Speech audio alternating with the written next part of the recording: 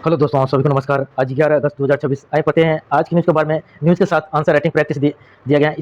इस second part में देखेंगे दोस्तों आंसर राइटिंग प्रैक्टिस, ज़्यादातर क्वेश्चन आंसर की न्यूज़ के साथ। पहला न्यूज़ है डिजिटल भुगतान और एमएमडीआर विवाद जीएसटी अर्थव्यवस्था से लिया गया है कि संदर्भ में लोकसभा में टैक्सेशन और अदर लॉ अमेंडमेंट बिल 2026 पारित किया गया है और इसके तहत पेमेंट और सेटलमेंट सिस्टम एक्ट 2007 में बदलाव का प्रस्ताव है, जिससे भविष्य में यूपीआई और रुपये पे डेबिट कार्ड भुगतान पर शुल्क एमडीआर लगाने का रास्ता साफ हो सकता है। मुख्य बिंदु और चिंताएं या कोरी इशू क्या है कि शून्य एमडीआर नीति, जीरो एमडीआर पॉलिसी। सरकार ने डिजिटल लेनदेन को बढ़ावा देने के लिए 2020 में इसे लागू किया था और अस्थिर परिस्थिति तंत्र या वित्तीय मामलों की अस्थायी समिति या स्टैंडिंग कमेटी ऑन फाइनेंस की तो 32वें रिपोर्ट के अनुसार बिना किसी चार्ज की यूपीआई इकोसिस्टम आर्थिक रूप से लंबे समय तक टिकने योग्य या फाइनेंशियल सस्टेनेबिलिटी नहीं है और भारी बुनियादी ढांचा लागत।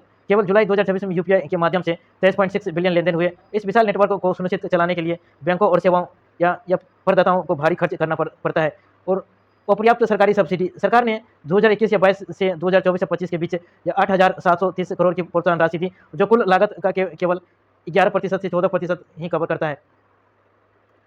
अगला है यूपीएससी और पीसीएस के लिए है कि क्वेश्चन प्रैक्टिस है, प्रीलिम्स के लिए, पीटी के लिए कि मर्चेंट डिस्काउंट रेट या मर्चेंट डिस्काउंट रेट एमडीआर के संदर्भ में निम्नलिखित विचार कीजिए। इससे पहला है, यह वह शुल्क है जो एक व्यापारी द्वारा अपने ग्राहकों से डिजिटल लेनदेन स्वीकार करने के बदले बैंक को भुगतान किया जाता है और भारत में वर्तमान में यूपीआई और रुपये पे डेबिट कार्ड लेनदेन पर शून्य जीरो एमडीआर नीति लागू है। इसका दोनों आंसर हो जाएगा दोस्तों।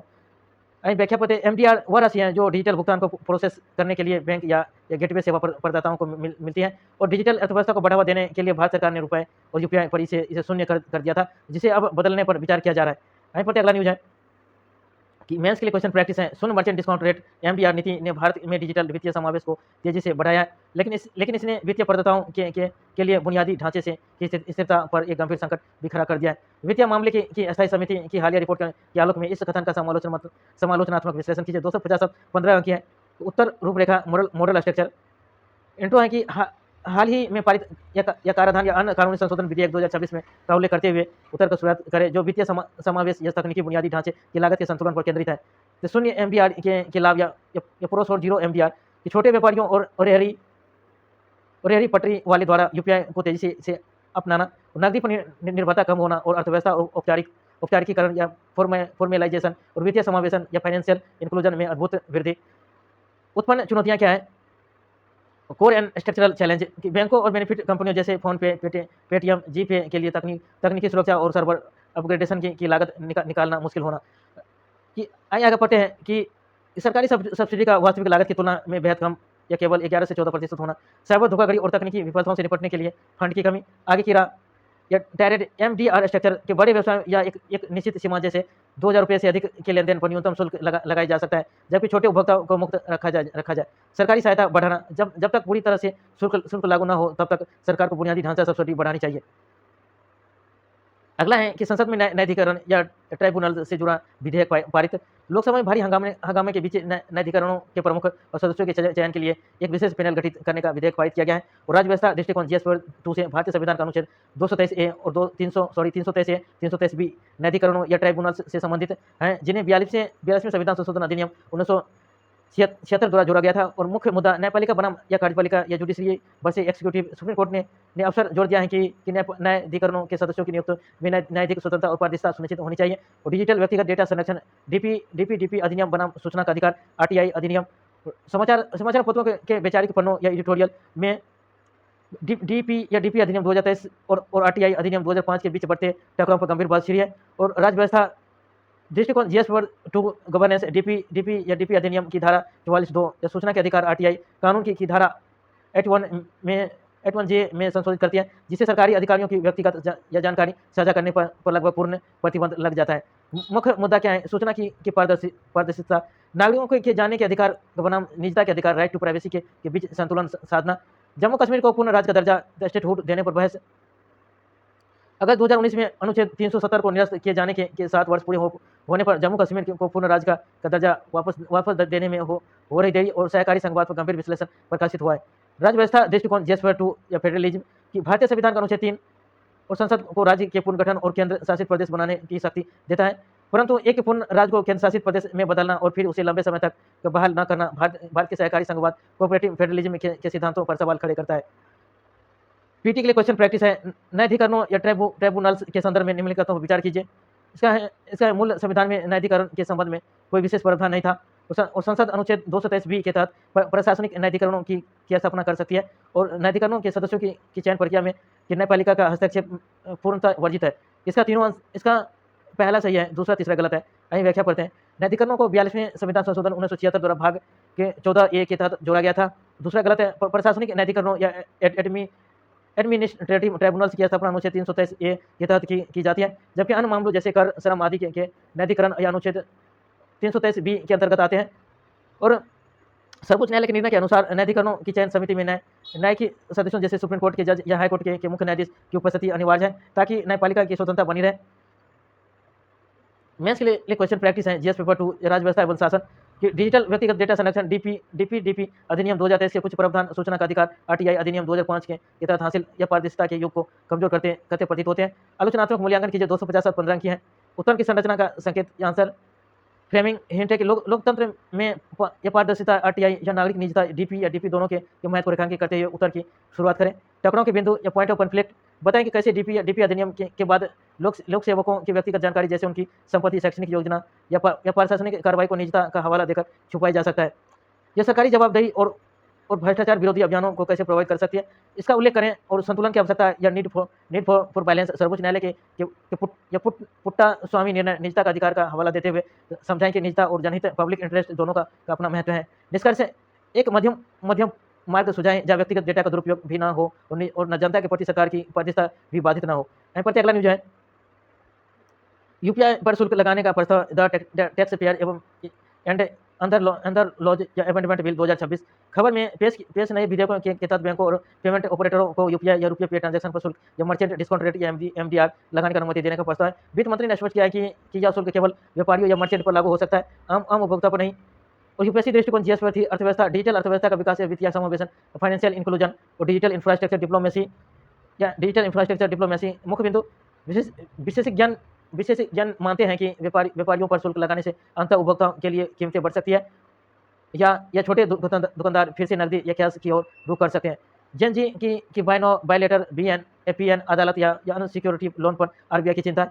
खबर क्या है कि इंडियन एक्सप्रेस के एक्सप्लेनेड यशंसे के अनुसार जेन जेड और मिलेनियंस युवा पीढ़ी में लाइव या नाउ पे लेटर का चलन तेजी से बढ़ रहा है। युवा महज 22 वर्ष की उम्र में छोटे कंज्यूमर लोन और क्रेडिट कार्ड के जरिए कर्ज के जाल में फंस रहे हैं।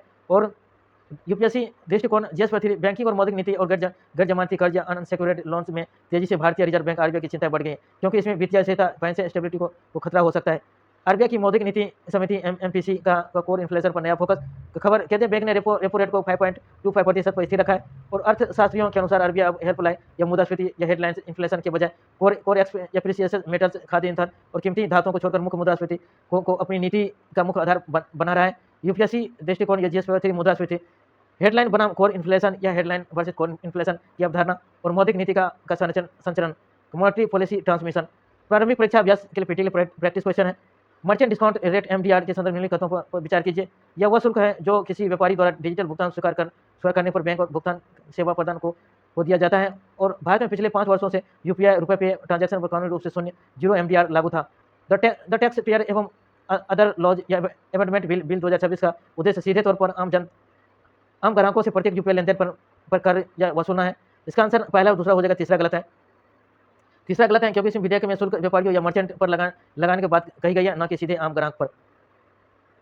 भारतीय अर्थव्यवस्था में कोर इन्फ्लेशन की गणना करते हुए इस समय हेडलाइन मुद्रास्फीति या हेडलाइन इन्फ्लेशन में से किसी बाहर रखा जाता है।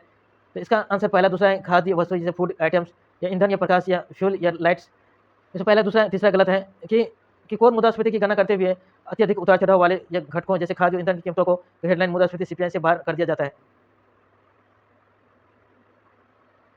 भारत का यूनिफाइड पेमेंट या इंटरफेस यूपीआई न केवल घरेलू वित्तीय समावेशन का आधार बनाए बल्कि यह भारत की डिजिटल इंफ्रास्ट्रक्चर डिप्लोमेसी का एक सशक्त उपकरण बनकर भी उभरा है। इस कथन के आलोक में यूपीआई पर मर्चेंट शुल्क एमडीआर लगाने के आर्थिक प्रभाव और इसके वैश्विक प्रसार की संभावनाओं का समालोचनात्मक विश्लेषण कीजिए। 250 शब्द।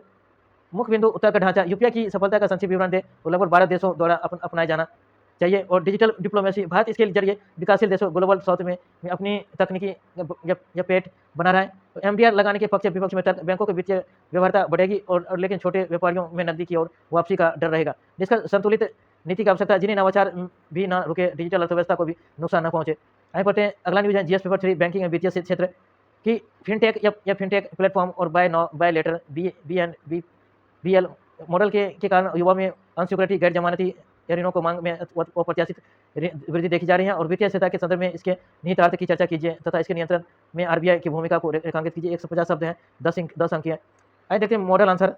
वित्तीय स्थिरता पर प्रभाव, बढ़ता एनपीए या बीमा गारंटी अनसिक्योर्ड के लोन डूबने से बैंकों और एनबीएफसी की संपत्ति गुणवत्ता खराब होती है। ऋण का दुष्चक्र, युवाओं की कम कीमत, साक्षरता और ओवर लेवरेजिंग क्षमता से अधिक ऋण से डिफॉल्ट का खतरा बढ़ता है। और प्रणालीगत जोखिम, सिस्टमैटिक रिस्क, फिनटेक कंपनियों और पारंपरिक बैंकों के बीच गाढ़े जुड़ाव के कारण एक क्षेत्र का संकट पूरे वित्तीय तंत्र को प्रभावित कर सकता है। और आरबीआई की नियामक भूमिका, जोखिम भार, रिस्क वेट में वृद्धि, आरबीआई ने अनसिक्योरिटी लोन के लिए कंज्यूमर क्रेडिट रिस्क वेट बढ़ा दिया है और जिससे बैंकों के लिए ऐसे कर्ज देना महंगा हो गया। तो एफएलडीजी गाइडलाइंस, फिनटेक और बैंकों के बीच लोन या डिफॉल्ट के नुकसान की भरपाई, फर्स्ट लॉस डिफॉल्ट गारंटी के लिए 5% की सीमा तय की गई है ताकि बैंक सुरक्षित रहें। क्रेडिट अनुपालन, क्रेडिट लैंडिंग गाइडलाइंस के जरिए केवल विनियमित संस्थाओं, रेगुलेटेड इंटीमेट या एंटिटीज द्वारा ही सीधे बैंक खातों में लोन वितरण अनिवार्य किया गया है। निष्कर्ष, फिनटेक और बीएनपीएल वित्तीय समावेशन, फाइनेंशियल इंक्लूजन बढ़ाते हैं, लेकिन अनियंत्रित वृद्धि वित्तीय स्थिरता के लिए खतरा। आरबीआई के सख्त कदम नवाचार, इनोवेशन और वित्तीय सुरक्षा के बीच संतुलन बनाने के लिए आवश्यक है। अगला पढ़ते हैं, पीटी के लिए क्वेश्चन प्रैक्टिस है कि प्रतिपूरक वनीकरण या कंपेंसेटरी एफोरेस्टेशन मैंग्रोव के संदर्भ निम्नलिखित कथनों पर विचार कीजिए। इसमें दूसरा सही, पहला गलत है कि मैंग्रोव के विनाशकारी के बदले किसी भी अन्य भौगोलिक क्षेत्र में समान गैर मैंग्रोव वृक्षारोपण को दीर्घकालिक परिस्थितियों विकल्प माना जाता है। पहला गलत है, दूसरा सही है। इसमें बोला गया कि भारत में प्रतिपूरक वनीकरण कोष प्रबंधन योजना प्राधिकरण CMPA अधिनियम के तहत वनीकरण के लिए धन एकत्र किया जाता है। इसमें मैंग्रोव का स्थानीय पारिस्थितिकी तंत्र तटीय सुरक्षा विशिष्ट होता है, इसलिए सैकड़ों किलोमीटर दूर सामान्य पेड़ लगाना इसका सटीक विकल्प नहीं, जिसे बॉम्बे हाईकोर्ट ने भी केवल एक असाधारण छूट माना और नियम नहीं। कथन दूसरा पूरी तरह सही है। मेंस के लिए क्वेश्चन प्रैक्टिस है, जीएस पेपर 3 पर्यावरण एवं परिस्थिति विकास परियोजना के कारण होने वाली परिस्थिति नुकसान की भरपाई के लिए यह प्रभावित क्षेत्र में सैकड़ों किलोमीटर दूर प्रतिपूरक वनीकरण या कंपेंसेटरी एफोरेस्टेशन का प्रसार करना वनीकरण के मूल उद्देश्य को ही विफल कर देता है। बॉम्बे हाईकोर्ट के हालिया संदर्भ में इस कथन का समालोचनात्मक मूल्यांकन कीजिए। 150 शब्द 10 अंक है।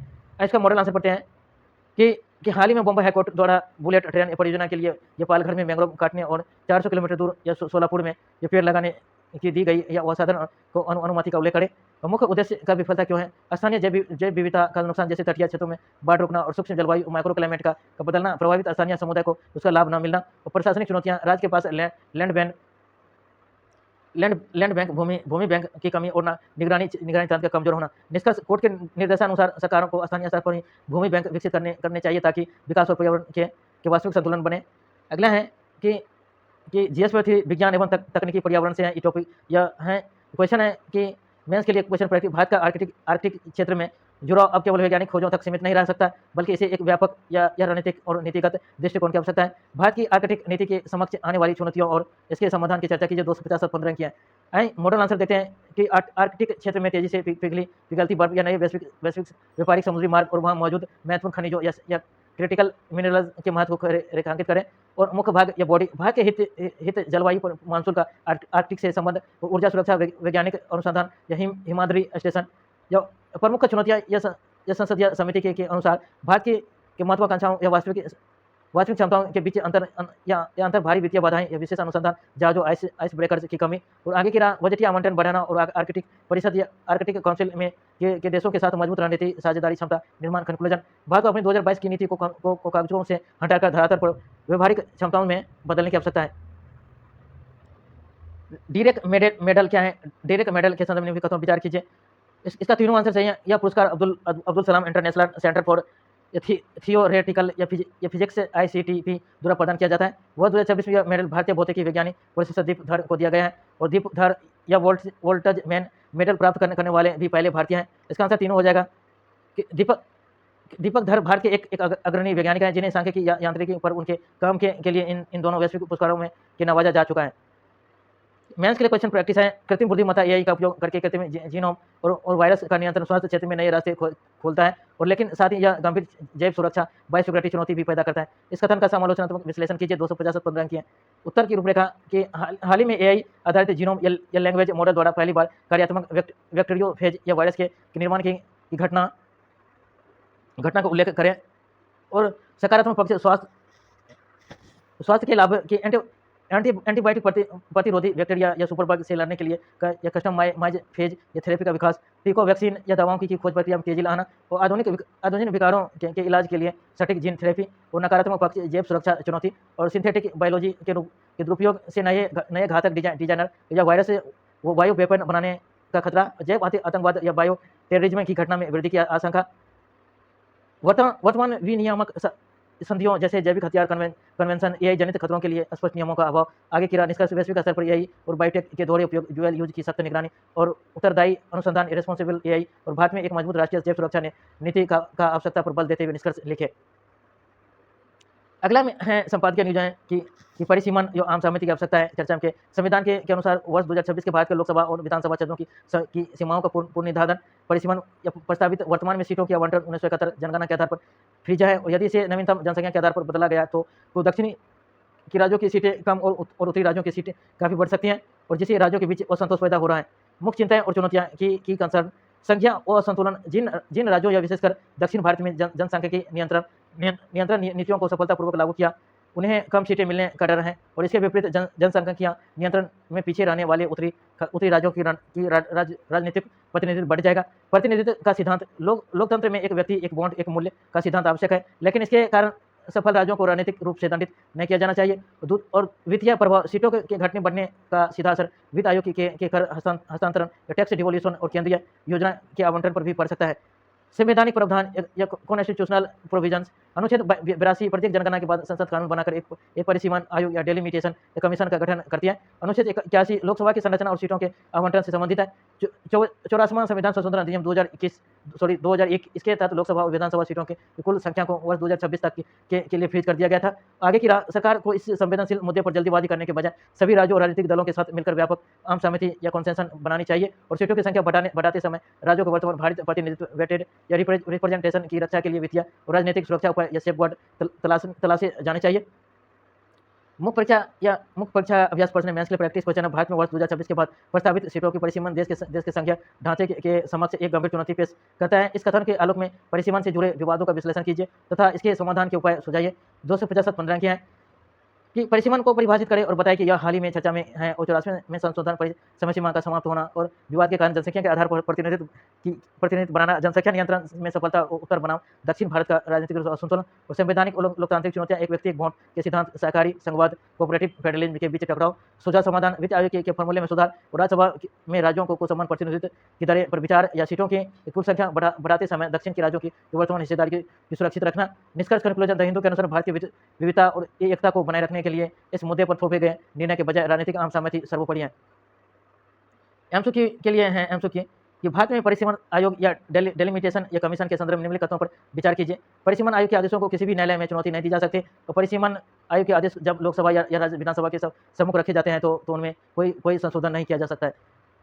इसका पहला क्या देखते हैं, इसका दोनों सही हैं। इसका व्याख्या पढ़ते हैं कि परिसीमन आयोग एक बेहतर शक्तिशाली संस्था है। इसके द्वारा के जारी आदेश कानून की तरह काम करते हैं और इन्हें किसी भी वोट में चुनौती नहीं दी जा सकती। जब इसके आदेश या संसद या विधानसभा या सामने रखे जाते हैं तो उनमें कोई भी बदलाव या संशोधन करने की अनुमति नहीं होती है। आइए अगला पढ़ते हैं कि भारतीय संविधान के किस अनुच्छेद के तहत प्रत्येक जनगणना के बाद लोकसभा सीटों के पूर्ण संयोजन या रीएडजस्टमेंट का प्रावधान है। इसका आंसर सी हो जाएगा। 82 अनुच्छेद 82 के संविधान का अनुच्छेद 82 संसद को प्रत्येक जनगणना के बाद सीटों के पूर्ण संयोजन के लिए परिसीमन अधिनियम बनाने का अधिकार देता है। वन अधिनियम अधिकार FRA 2006 के तहत अन्य वन पारंपरिक वन निवासी या OTFRD को अधिकार प्राप्त करने के लिए वन भूमि का कितने वर्षों या पीढ़ियों के निवास का प्रबंध देना अनिवार्य है। इसका आंसर 3 हो जाएगा। इसका आंसर सी हो जाएगा। कम से कम 3 पीढ़ियों या 75 वर्ष। कम से कम 3 पीढ़ियों या 75 वर्ष। अधिनियम के तहत गैर जनजाति वन निवासियों या OTFD को यह साबित करना आवश्यक है कि वे कम से कम 3 पीढ़ियों जहाँ एक पीढ़ी को 25 वर्ष माना गया, यानी कुल 75 वर्ष से वन भूमि पर निर्भर काबिज हैं। मुख्य आर्थिक खबरें हैं कि इकोनॉमिक न्यूज एनालिसिस है कि PLFS डेटा बेरोजगारी दर में आंशिक वृद्धि, जीएस पेपर 3 रोजगार और अर्थव्यवस्था समाचार। राष्ट्रीय सांख्यिकी कार्यालय NSO द्वारा जारी आवधिक श्रम बल का सर्वेक्षण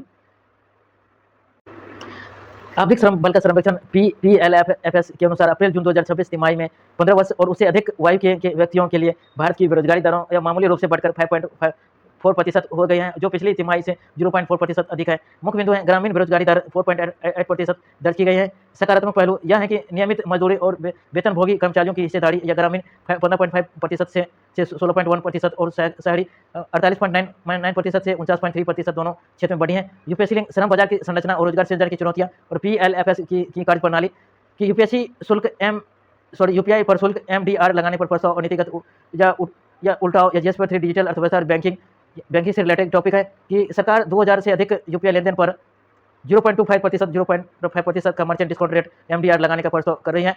और मुख्य बिंदु है कि यह कम कदम पिछले एक दशक की फ्री यूपीआई नीति के विपरीत है। सरकार का तर्क है कि यह टैक्स केवल 0.5% उच्च मूल्य वाले लेनदेन या वह वॉल्यूम के अनुसार को प्रभावित करेगा, जिसमें आम नागरिकों के छोटे भुगतान या दूध सब्जी आदि प्रभावित रहेंगे। और विशेषज्ञों का मानना है कि इसे डिजिटल वित्तीय समावेशन या फाइनेंशियल इंक्लूजन और फिनटेक निवेश की गति धीमी हो सकती है। और यूपीएससी लिंक डिजिटल इंडिया वित्तीय समावेशन या कराधान नीति और मौद्रिक बुनियादी ढांचा, भारत की अमेरिकी पर LPG निर्माता और वैश्विक ऊर्जा संकट, GS पेपर 3, GS पेपर 2, ऊर्जा सुरक्षा और अंतर्राष्ट्रीय संबंध समाचार। पश्चिमी एशिया विशेषकर जल मरुमध्य स्टेट ऑफ होर्मुज में जारी तनाव के कारण भारत की अमेरिकी से LPG आयात पर निर्भरता तेजी से बढ़ सकती है, जो अब भारत के कुल LPG आयात पर लगभग 67% हो चुका है। मुख्य बिंदु अमेरिका, इजरायल और ईरान के बीच बढ़ती तनाव ने वैश्विक तेल और गैस आपूर्ति को प्रभावित किया है। स्टेट ऑफ होर्मुज के जहाज़ों और आवाजाही सामान दिनों के 130 से 140 जहाज़ों से घटकर 6 रह गई हैं। और दीर्घकालिक भंडारण क्षमता, स्ट्रेटेजिक स्टोरेज की कमी के कारण भारत को आपूर्ति बनाए रखने के लिए आयात विविधीकरण, जियोग्राफिकल डाइवर्सिफिकेशन करना पड़ रहा है। यूपीएससी लिंक ऊर्जा सुरक्षा, पश्चिमी एशिया भू राजनीतिक स्टेट ऑफ होर्मुज का रणनीति महत्व है। कच्चे तेल की कीमतों में उछाल से रुपया और शेयर बाजार प्रभावित, GS पर 3 माइक्रो इकोनॉमिक स्थिरता समाचार। पश्चिम एशिया संकट के कारण कि ब्रेंट क्रूड ऑयल या 87.6 प्रति बैरल के पार पहुंच गया है, और जिससे भारतीय रुपया या 95.38 प्रति डॉलर के रिकॉर्ड निचले स्तर के पास आ गया है। और संसेक निफ्टी में गिरावट देखी गई है। यूपीएससी लिंक चालू खाता घाटा, CAD, मुद्रास्फीति, इन्फ्लेशन पर कच्चे तेल का प्रभाव या RBI का वित्तीय मुद्रा हस्तक्षेप। मैथ्स के लिए क्वेश्चन प्रैक्टिस है। GS पेपर 3 भारतीय अर्थव्यवस्था, भारत में डिजिटल भुगतान को बढ़ावा देने में यूनिफाइड पेमेंट इंटरफेस यूपीआई की शुल्क 0 MDR नीति की केंद्रीय भूमिका रही है। इसके संदर्भ में उच्च मूल्य के यूपीआई लेनदेन पर शुल्क MDR लगाने के हालिया प्रस्तावित संभावनाओं पर आर्थिक प्रभाव, वित्तीय समावेशन पर इसके अवसर का समालोचनात्मक विश्लेषण कीजिए। 250 पंद्रह किया। आइए मॉडल आंसर देखते हैं कि यूपीआई का सफलता, डिजिटल अर्थव्यवस्था या औपचारिकीकरण के इसके योगदान का संक्षिप्त विवरण दें। और पक्ष में तर्क या शुल्क क्यों जरूरी है। फिनटेक या कंपनियों और बैंकों के लिए बुनियादी ढांचे इंफ्रास्ट्रक्चर को बनाए रखने के लागत या निकालना और उच्च मूल्य लेनदेन से राजस्व जुटाना, जो केवल 5% लेनदेन को प्रभावित करता है। विपक्ष में तर्क चुनौती और नगद लेनदेन या कैश के उपभोक्ता का वास्तव को वापस लौटना और डिजिटल समावेशन की गति धीमी होना, छोटे व्यापारियों में असुरक्षा की भावना। निष्कर्ष एक संतुलित दृष्टिकोण सुझाए और जैसे यह प्रगतिशील शुल्क ढांचा या बैंकों के लिए सरकारी सब्सिडी का जारी रहना, ताकि डिजिटल इकोसिस्टम कमजोर ना हो। पढ़ते अगला है पीटी के लिए क्वेश्चन प्रैक्टिस है। पहला है आवधिक श्रम सर्वेक्षण PLFS के संदर्भ में निम्नलिखित कथनों पर विचार कीजिए। यह सर्वेक्षण केंद्रीय सांख्यिकी और कार्यक्रम कार्यान्वयन मंत्रालय MOSPI के तहत राष्ट्रीय सांख्यिकी कार्यालय NSO द्वारा जारी किया जाता है, और यह केवल शहरी क्षेत्रों के लिए त्रैमासिक आधार पर बेरोजगारी के आंकड़े पर जारी करता है। हालिया अप्रैल जून 2026 के आंकड़े के अनुसार भारत की समग्र बेरोजगारी दर में पिछली तिमाही की तुलना में मानसूनी कमी दर्ज की गई है। इसका पहला आंसर हो जाएगा। दूसरा तीसरा गलत है कि व्याख्या देखते हैं कि दूसरा गलत है, क्योंकि PLFS ग्रामीण और शहरी दोनों क्षेत्र के वार्षिक आंकड़े की शहरी क्षेत्रों के लिए त्रैमासिक आंकड़े देता है, लेकिन वर्तमान रिपोर्ट में दोनों संदर्भ रखता है। कि तीसरा गलत है कि क्योंकि तिमाही में बेरोजगारी दर 5.4% तक बढ़ी है, कम नहीं हुई है। अगला है दूसरा देखते हैं भू राजनीतिक दृष्टिकोण। दूसरा क्वेश्चन है पीटी के लिए क्वेश्चन प्रैक्टिस है कि भू राजनीतिक दृष्टिकोण से अत्यंत महत्वपूर्ण स्टेट ऑफ होर्मुज निम्नलिखित में से किन 2 जल निकायों को आपस में जोड़ता है। तो इसका ओमान की खाड़ी और फारस की खाड़ी बी आंसर हो जाएगा दोस्तों। ये हमने पहले भी पढ़ चुका है इसके बारे में अच्छे से। आइए अगला पद है अगस्त मलाई बायोस्फीयर रिजर्व और वन निवासियों के अधिकार आए पड़ते हैं। तमिलनाडु वन विभाग ने केंद्रीय अधिकार प्राप्त समिति सीईसी और सुप्रीम कोर्ट के दिशा निर्देशों का हवाला देते हुए अगस्त्य मलाई बायोस्फीयर रिजर्व की पहाड़ियों में रहने वाले स्थानीय आदिवासियों और वन निवासियों की क्षेत्र खाली करने का नोटिस जारी किया है। विवाद का मुख्य बिंदु इस निर्णय की आलोचना इस आधार पर की जा रही है कि सुप्रीम कोर्ट और समिति ने निर्णय लेते समय अनुसूचित जनजाति और अन्य पारंपरिक वन निवासियों वन अधिकारियों मान्यता अधिनियम 2006 FRA के तहत कि उन्हें प्राप्त कानूनी अधिकारों को अनदेखी है। तो ये फैसले जुड़ा है GS पेपर 3 पर्यावरण एवं जैव विविधता, GS पेपर 2 संवैधानिक और वैधानिक निकाय, कमजोरी वर्गों के संरक्षण, प्राकृतिक ज्ञान धाम का उद्घाटन, संदर्भ लखनऊ उत्तर प्रदेश स्थित महर्षि या पराशर या बायो रिसोर्स सेंटर MPBC में भारत के पहले अनूठे पर्यावरण या शैक्षणिक केंद्र प्राकृतिक ज्ञान धाम को समर्पित किया गया है। ये वैज्ञानिक अनुसंधान, जैव विविधता संरक्षण और पर्यावरण शिक्षा की एकीकृत करता है। पीटी के लिए क्वेश्चन प्रैक्टिस है कि अगस्त्य मलाई बायोस्फीयर रिजर्व या अगस्त्य मलाई बायोस्फीयर रिजर्व के संदर्भ में निम्नलिखित कथनों पर विचार कीजिए। इसका दूसरा और तीसरा सही, पहला गलत है कि बायोस्फीयर रिजर्व पूरी तरह से केवल तमिलनाडु राज्य में स्थित है, पहला गलत है। ये पूरी तरह से केरल और तमिलनाडु दोनों में फैला हुआ है। दूसरा तीसरा सही है। इसे यूनेस्को में मैन एंड बायोस्फीयर कार्यक्रम के तहत विश्व नेटवर्क में शामिल किया गया है। ये कानी जनजातियां इस क्षेत्र के प्रमुख पारंपरिक वन निवासी जनजातियों में से एक है। अगला मेंस के लिए क्वेश्चन प्रैक्टिस है कि वन जीव और जैव विविधता संरक्षण के प्रयास या अक्सर पारंपरिक वन निवासियों के अधिकारों के साथ या द्विबंधन या कन्फ्लिक्ट पैदा करते हैं। वन अधिकार अधिनियम FRA 2006 विभक्त के संदर्भ में इस कथन पर आलोचनात्मक विश्लेषण कीजिए। 250 7 रैंक है। मॉडल आंसर है उसका देखेंगे कि अगस्त्य बायोस्फीयर रिजर्व हालिया विवाद का संदर्भ देते हुए उत्तर की शुरुआत करें। जन संरक्षण नीतियों या वन अधिकारियों के बीच टकराव देखा गया है। मुख्य भाग टकराव के कारण पर्यावरण संरक्षण जैसे कोड एरिया या क्रिटिकल वाइल्ड लाइफ या हैबिटेट घोषणा करना के नाम पर विस्थापन विकास बनाम पारंपरिक जीवन शैली पर संघर्ष है। वन अधिकार अधिनियम FRA 2006 का महत्व यह कानून आदिवासियों को जल जंगल और जमीनी व्यक्तिगत और सामुदायिक अधिकार देता है। यह स्वीकार करता है कि वन निवासी पर्यावरण के रक्षक और न कि विनाशक। संरक्षण बनाम अधिकार की चुनौती नौकरशाही और वन विभागों द्वारा अधिकारों को मान्यता देने में देरी या अपेक्षा कानूनी सुरक्षा के बावजूद कानूनी नोटिस जारी होना। निष्कर्ष आगे की रहा कि सहप्रबंधन को मैनेजमेंट मॉडल अपनाना चाहिए और स्थानीय समुदाय को शामिल किए बिना टिकाऊ या पर्यावरण संरक्षण संभव नहीं है। और न्यायपालिका और कार्यपालिका को पर्यावरण संरक्षण सुनिश्चित करते हुए मानवाधिकारों FRA प्रावधानों को संतुलित करना होगा। आगे पढ़ते हैं अगला। भारत का पहला निजी FFSC रॉकेट इंजन या एवरेस्ट हाल ही में बेंगलुरु स्थित निजी स्पेस कंपनी या एस्ट्रोबेस स्पेस टेक्नोलॉजी ने भारत के पहले निजी तौर पर विकसित 800 किलो न्यूटन KN या फुल फ्लो या stage combustion FFSC rocket engine Everest का अनावरण किया है। मुख्य बिंदु क्या है प्रीलिम्स के लिए कि प्रौद्योगिकी या आर्किटेक्चर, यह इंजन FFSC या फुल फ्लो स्टेज कंबसन चक्र पर आधारित है और इसमें गैसीकृत या प्रणोदकों या गैसीफाइड या प्रोपेलेंट का उपयोग होता है, जिससे इंजन के भीतर उच्च दाब या अधिक कार्य क्षमता या एफिशिएंसी मिलती है। और ईंधन प्रोपेलेंट या तरल ऑक्सीजन या LOX मीथेन का उपयोग करने वाले क्लीन फ्यूल इंजन है। विशेषताएं इसमें 50% से 110% तक या थ्रोट लिंक की क्षमता और इसे कई बार रीस्टार्ट या मल्टीपल रीस्टार्ट किया जा सकता है। यह मुख्य रूप से पुनः प्रयोज्य या रीयूजेबल माध्यम भार वाले लॉन्च वाहनों के लिए डिजाइन किया गया है। मुख्य परीक्षा दृष्टिकोण मेंस डायमेंशन है कि भारत के अंतरिक्ष या क्षेत्र में निजी कंपनियों जैसे स्काई रूट या एवेस्टोबेस का आना अंतरिक्ष अर्थव्यवस्था या स्पेस इकोनॉमी या स्पेस पॉलिसी 2023 के लक्ष्यों को गति दे रहा है। और चुनौतियां वैश्विक स्तर पर स्पेस एक्स जैसे दिग्गजों में प्रतिस्पर्धा। भारत में अभी भी एक मजबूत स्पेस एक्टिविटी एक्ट के विनियामक ढांचे का अभाव। परंपरा सुपर कंप्यूटर सुविधा, स्वास्थ्य में AI का प्रभाव। प्रधानमंत्री नरेंद्र मोदी IIT दिल्ली के सोनीपत परिसर में आर्टिफिशियल इंटेलिजेंस AI के सक्षम हाई परफॉर्मेंस सुपर कंप्यूटिंग प्रज्ञा का उद्घाटन किया। इसके बारे में दोस्तों हमने पढ़ लिया, कल की वीडियो में इसके डिटेल से पढ़ लिया था। अगला देते हैं कि खगोलीय घटना है कि सूर्य ग्रहण 2026 की 12 अगस्त 2026 में होने वाले पूर्ण आंशिक सूर्य ग्रहण की सोलर इक्लिप्स के समय और भूवैज्ञानिक स्थिति को लेकर खगोलीय ने डेटा जारी किया है कि क्या भारत में दिखेगा। भारतीय समय अनुसार यह ग्रहण रात 9:04 बजे IST शुरू होगा, इसलिए रात होने के कारण भारत में दिखाई नहीं देगा। और विज्ञान सूर्य ग्रहण तब होता है जब सूर्य चंद्रमा और पृथ्वी एक सीधे रेखा में आते हैं और चंद्रमा पृथ्वी सूर्य के बीच आकर सूर्य के प्रकाश को आंशिक या पूर्ण रूप से रोक देता है। प्रारंभिक परीक्षा अभ्यास है UPSC PCS PTFC के लिए। हाल ही में समाचार में रहे एवरेस्ट इंजन के संदर्भ में कथनों पर विचार कीजिए। इसमें पहला तीसरा सही है, दूसरा गलत है कि भारत का पहला निजी तौर पर विकसित 800 किलो न्यूटन या फुल फ्लो या stage combustion FFSC rocket engine है कि दूसरा गलत है। यह प्रणोदक रूप से तरल हाइड्रोजन तरल ऑक्सीजन का उपयोग करता है, दूसरा गलत है। इसमें दूसरा गलत है क्योंकि इसमें एवरेस्ट इंजन तरल ऑक्सीजन LOX और मीथेन का उपयोग करता है, न कि हाइड्रोजन का। इसे पुनः प्रयोज्य रीयूजेबल लॉन्च वाहनों के लिए डिजाइन किया गया है। अगला है कि विज्ञान एवं प्रौद्योगिकी की जीन ड्राइव्स की तकनीकी को निम्नलिखित में से कौन सा कथन सबसे अच्छी तरह परिभाषित करता है। इसका B आंसर हो जाएगा दोस्तों। किसी समष्टि या पॉपुलेशन में वांछित जीनों के आनुवांशिकता का प्रसार को बढ़ावा देने के लिए तकनीकी कि किसी समष्टि या पॉपुलेशन में वांछित जीनों की अनुवांशिकता या प्रसार को बढ़ावा देने की तकनीकी व्याख्या जीन ड्राइव तकनीकें यह सुनिश्चित करती हैं कि कोई भी विशिष्ट संशोधन जीन अगली पीढ़ी या विशेषकर जंगली या जीवों मछुओं को आदि में तेजी से फैले हैं।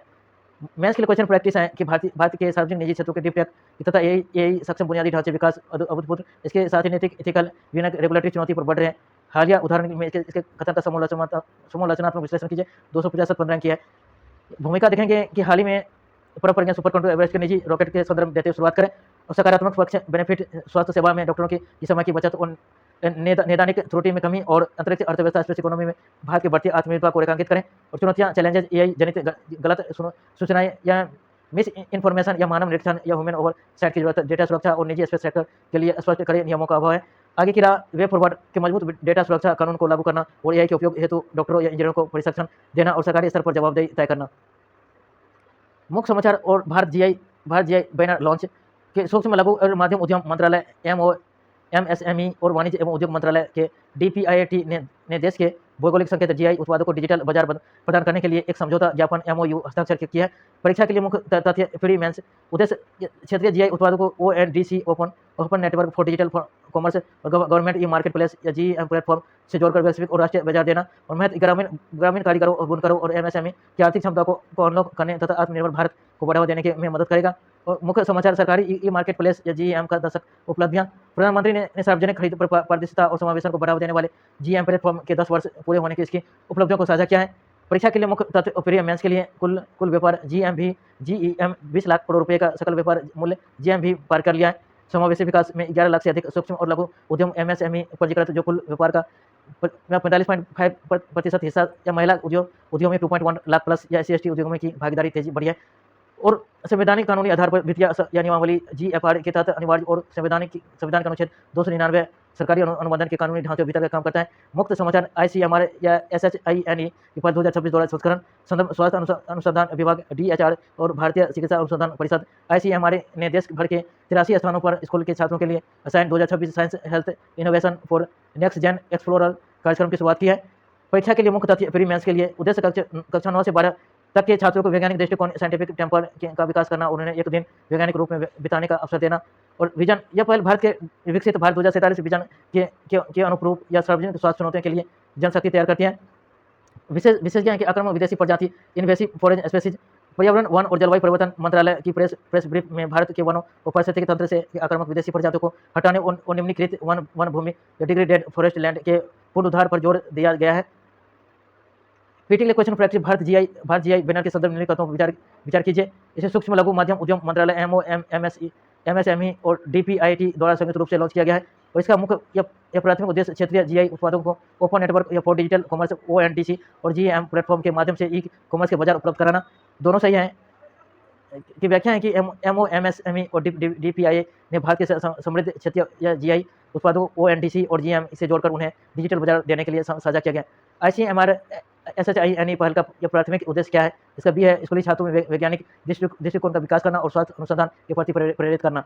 ICMR साइंस या हेल्थ इनोवेशन या नेक्स्ट जनरेशन एक्सप्लोरर स्कूली बच्चों को कक्षा 9 से 12वीं वैज्ञानिकों से जोड़ने और स्वास्थ्य नवाचार को बढ़ावा देने की एक राष्ट्रव्यापी पहल है। मेंस के लिए क्वेश्चन प्रैक्टिस है समान अध्ययन। GSP 2 या 3 शासन और अर्थव्यवस्था। सरकारी ई मार्केट प्लेस जीएम ने भारत में संवैधानिक खरीद के परिदृश्य को पूरी तरह से बदल दिया है। तकनीकी समावेशी पारदर्शिता और सूक्ष्म एवं लघु उद्देश्यों MSME के सशक्तिकरण के संदर्भ में इस कथन का आलोचनात्मक मूल्यांकन कीजिए। 250 शब्द। भूमिका जीएम की स्थापना और इसके द्वारा हाल ही में पार किए गए 20 लाख करोड़ के जीएम भी मिल के पत्थर का उल्लेख करें और मुख्य भाग सकारात्मक पहलू पारदर्शिता में वृद्धि और बिचौलियों का अंत MSME 45.6% हिस्सेदारी और महिला उद्यमी की भागीदारी लागत में बचत। चुनौतियां तकनीकी रूप से कम साक्षर विक्रेताओं के लिए पहुंच की कमी और गुणवत्ता नियंत्रण से जुड़ी चिंताएं और राज्यों के स्तर पर असमान एकीकरण और जीएम सुविधा केंद्रों जैसे पहलों का जिक्र करते हुए ईज ऑफ डूइंग बिजनेस का समावेशी विकास का साथ उत्तर का समाप्त करें। थैंक यू दोस्तों, आज इतना ही।